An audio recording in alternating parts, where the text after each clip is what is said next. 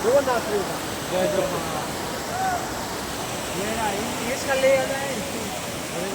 आज प्राकृतिक दृश्य हम देख रहे हैं, प्रकृति माँ की कृपा से करीब 10-11 साल में हमें नसीब हुआ है।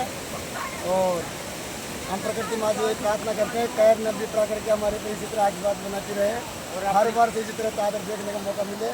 और इसी तरह रमेश गुरु जी, अनिल गुरु जी, सुखदेव गुरु जी, कमलेश जी, सबका सहयोग, रमेश गुरु जी, ये सब हम एक साथ इसी तरह एंजॉय करते रहे। प्रकृति माँ हमारे विश्वसियों का सहयोग करते रहे।